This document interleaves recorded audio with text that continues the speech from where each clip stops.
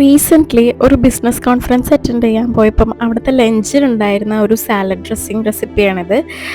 ഇതിന് ആവശ്യമായിട്ടുള്ള സാധനങ്ങളെന്ന് പറയുന്നത് ഒരു ക്യാരറ്റ് ഞാനിവിടെ എടുത്തിട്ടുണ്ട്, നന്നായി ചോപ്പ് ചെയ്തെടുത്തതാണ്. ഒരു പീസ് മാങ്ങ എടുത്തിട്ടുണ്ട്, അതും ചോപ്പ് ചെയ്തതാണ്. അതുപോലെ തന്നെ ഒരു പീസ് ഗുവ പേരയ്ക്ക എടുത്തിട്ടുണ്ട്, അതും നന്നായിട്ട് ചോപ്പ് ചെയ്തത് നമ്മൾ എടുക്കുന്നുണ്ട്. പിന്നെ ഒരു ലെമണാണ് എടുത്തിട്ടുള്ളത്. ലെമണിൻ്റെ ഒരു 3 ടേബിൾ സ്പൂൺ ലെമൺ ജ്യൂസാണ് ഇവിടെ ആവശ്യമായിട്ടുള്ളത്.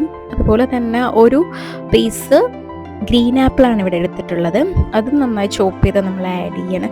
പിന്നെ അടുത്ത നമ്മുടെ മെയിൻ ഐറ്റം എന്ന് പറയുന്നത് മൈക്രോഗ്രീൻസ് ആണ്. ഇവിടെ ഞാൻ എടുത്തിട്ടുള്ള മൈക്രോഗ്രീൻസ് മസ്റ്റാർഡ് മൈക്രോഗ്രീൻസും അതുപോലെ തന്നെ ബോക്ചോയ് മൈക്രോഗ്രീൻസും ഉണ്ട്. മസ്റ്റാർഡിന് ഒരു സ്പൈസി ഫ്ലേവർ ഉള്ളത് കൊണ്ട് തന്നെ അത് ബാലൻസ് ചെയ്യാൻ വേണ്ടിയിട്ടാണ് ഞാൻ ഇവിടെ ബോക്ചോയ് മൈക്രോഗ്രീൻസ് എടുത്തിട്ടുള്ളത്. അപ്പം ഇത് രണ്ടും നല്ലൊരു കോമ്പിനേഷനാണ്. ഇത് രണ്ടും കൂടെ മിക്സ് ചെയ്തിട്ട് നമ്മൾ സാലഡ് ഉണ്ടാക്കുമ്പോൾ നമുക്ക് ഇഷ്ടമല്ലാത്തവർക്കും ഇഷ്ടാവുന്ന ഒരു ടേസ്റ്റാണ് കിട്ടുന്നത്. അതിനുശേഷം ഞാൻ ലെമൺ ജ്യൂസ് ആഡ് ചെയ്യുന്നു, പെപ്പർ ആഡ് ചെയ്യുന്നുണ്ട്. പെപ്പറിന് പകരം നിങ്ങൾക്ക് ചില്ലി ഫ്ലേക്സും ആഡ് ചെയ്യാവുന്നതാണ്.